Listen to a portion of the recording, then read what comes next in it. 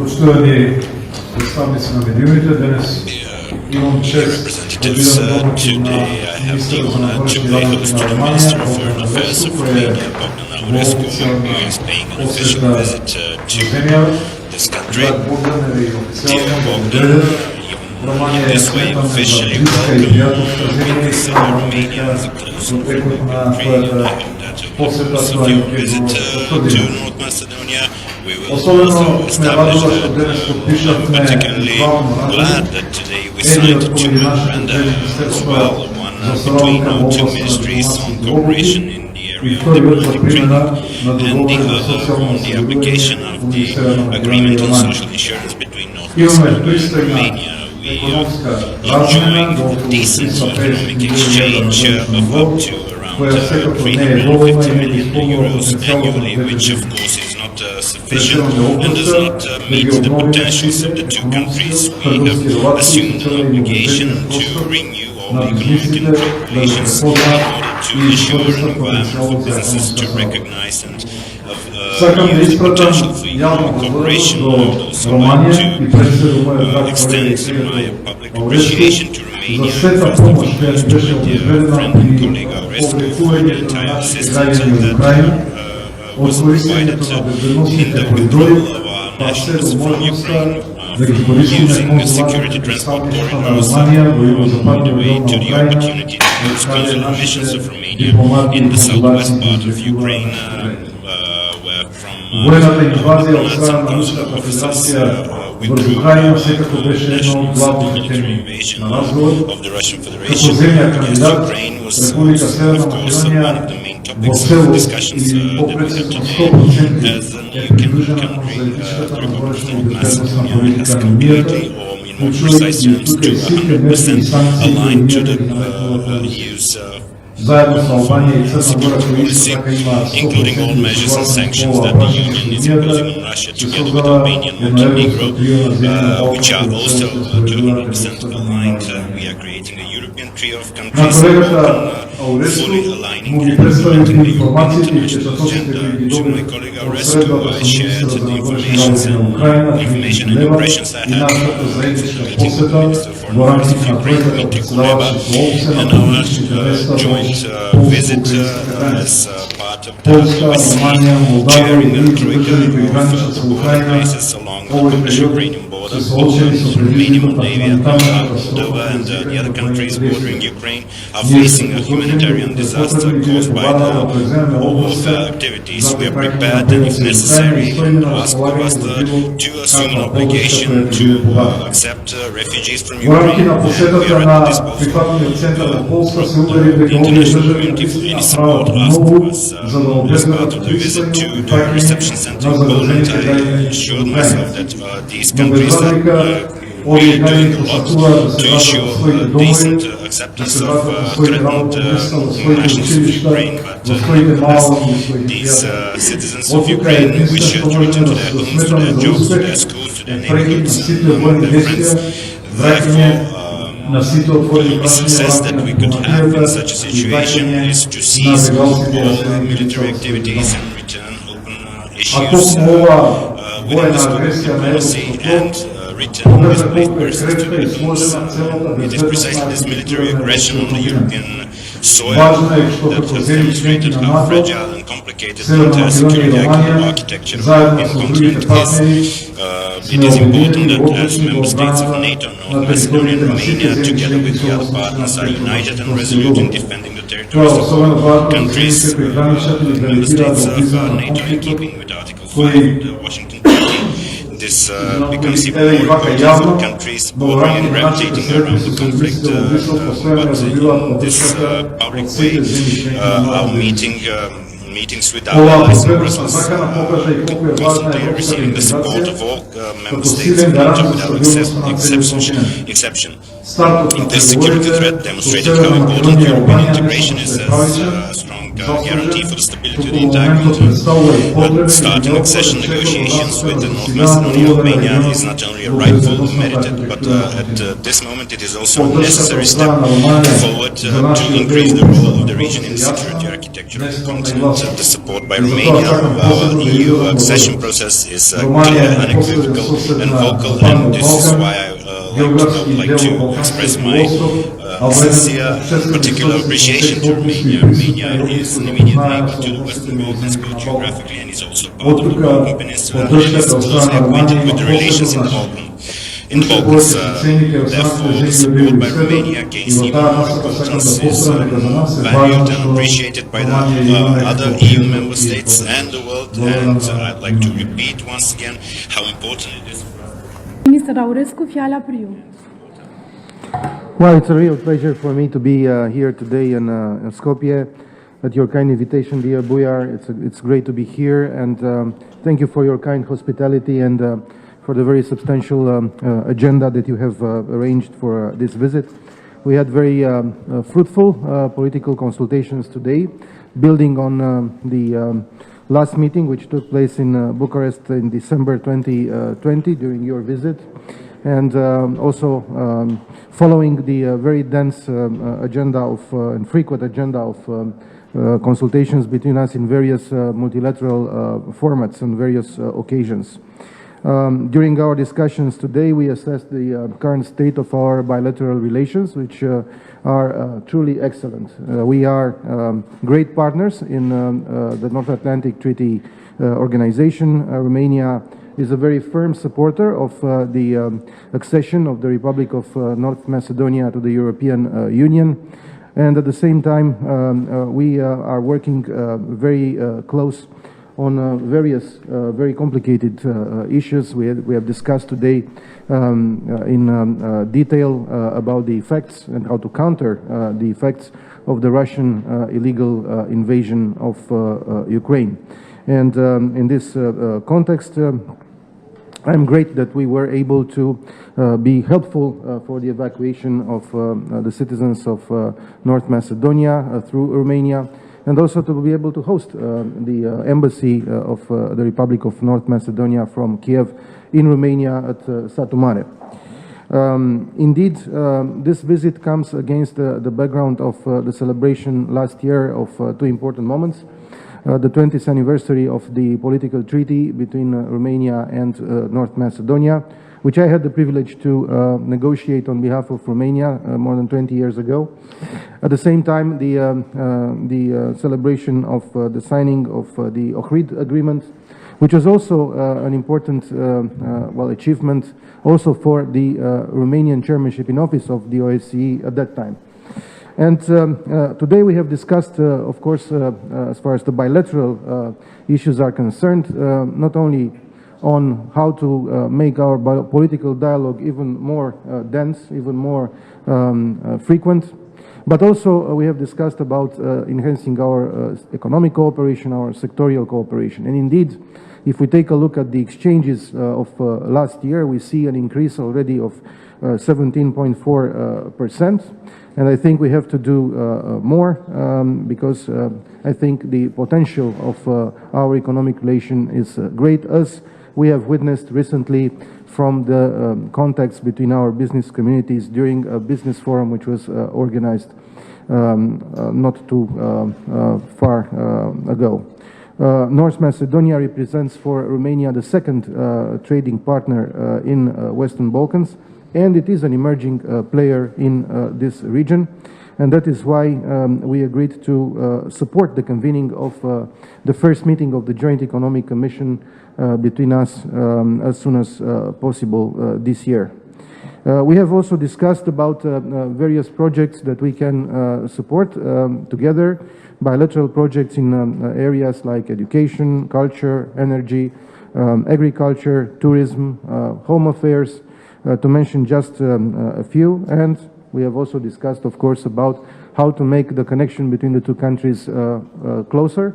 And in that respect, I think working on the direct flight connection between our capitals is a priority to work on.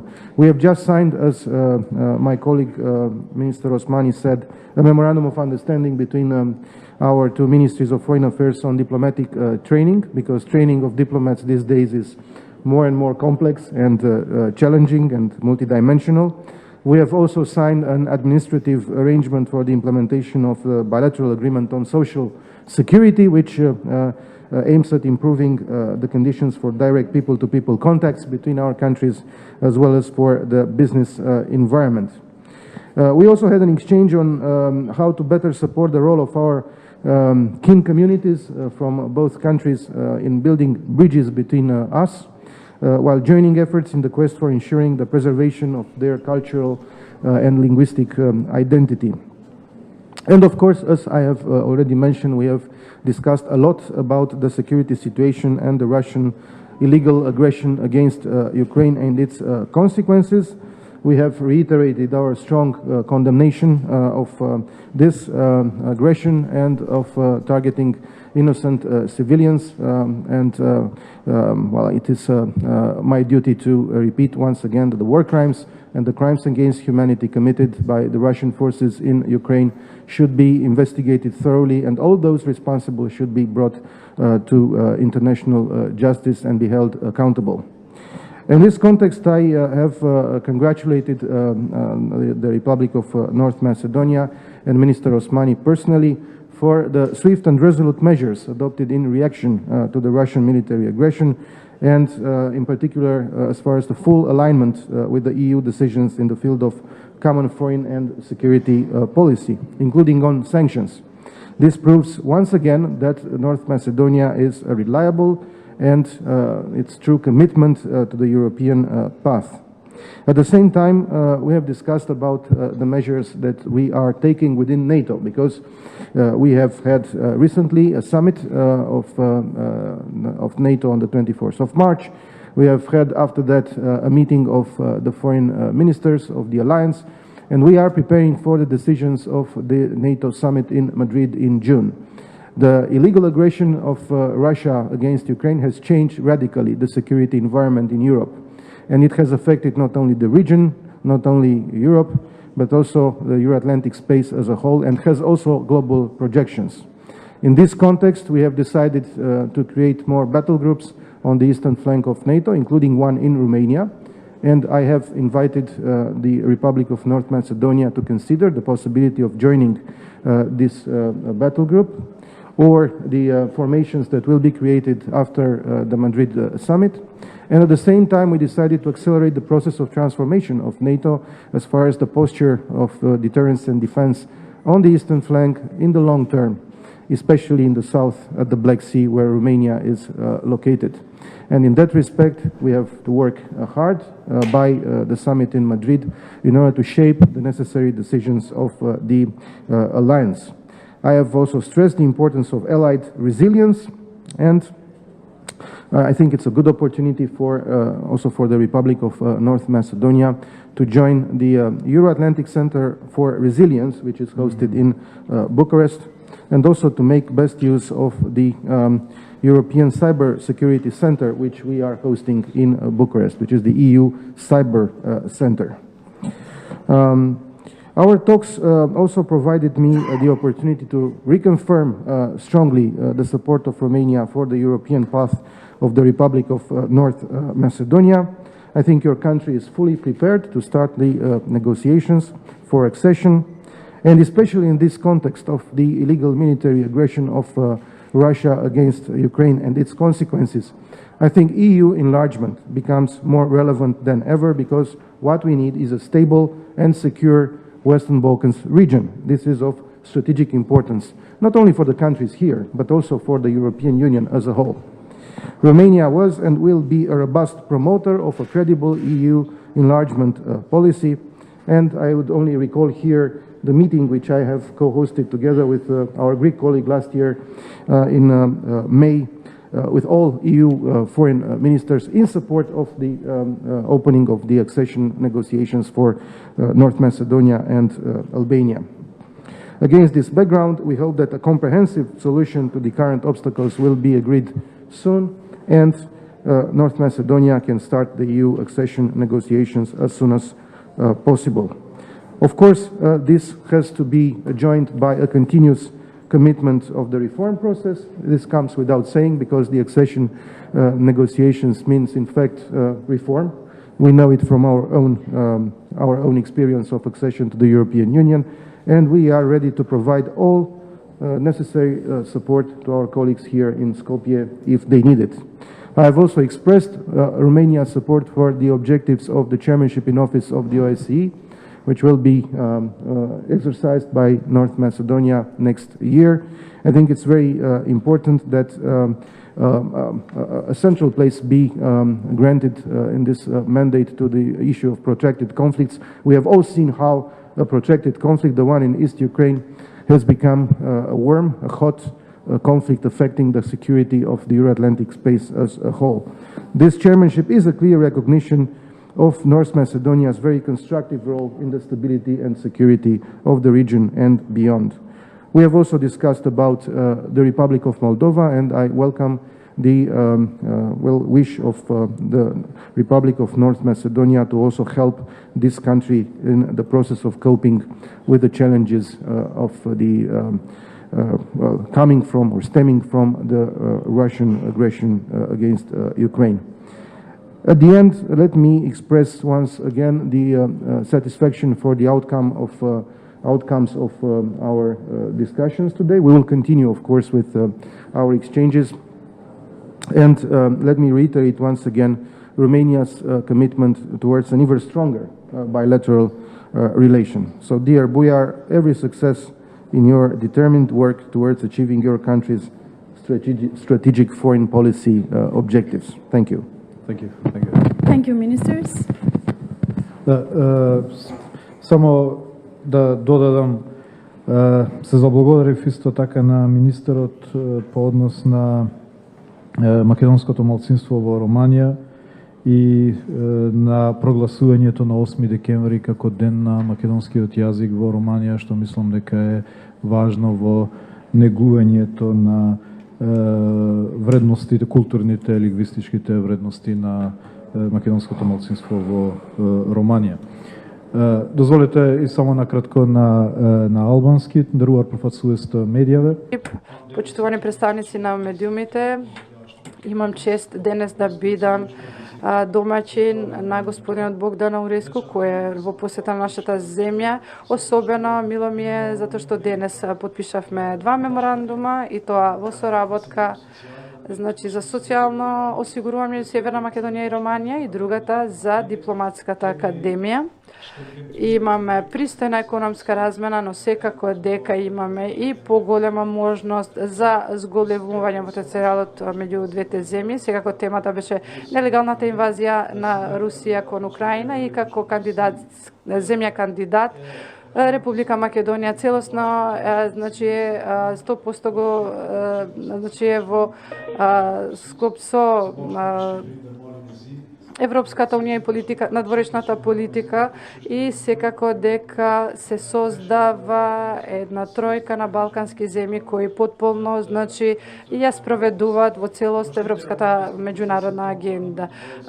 Секако дека нашата поддршката е гласна и секако јас сакам да искажам моје видување. Романија е пријател и исто така географски како и пријател на балканските земји, и многу е важно и се цени особено во другите земји и во светот, и сакам повторно да кажам дека е многу важно Романија да ни биде пријател и поддржувач. Ви благодарам за вашата посета во Скопје. Тодно имаме време за по 2 прашања за двајцата министри. Повелете ве, молам.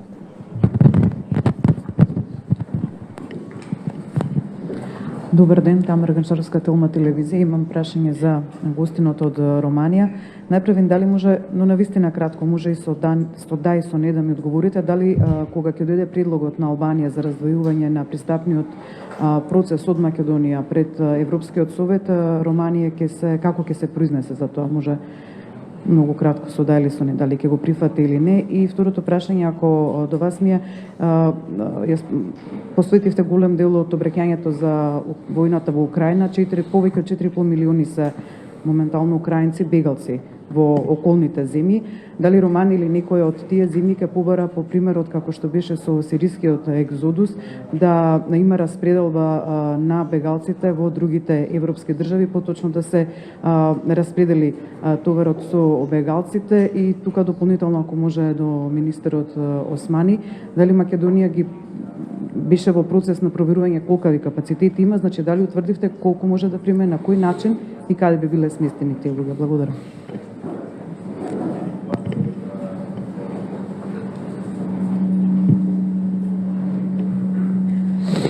Well, as far as the first question is concerned, there is no... Што се однесува на првото прашање, немаше зборување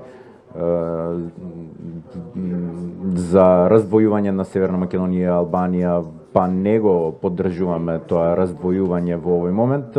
Мислам дека многу е важно да се најде решение што е можно побрзо да се започнат преговорите за пристапување со двете земји заедно. За второто прашање, Романија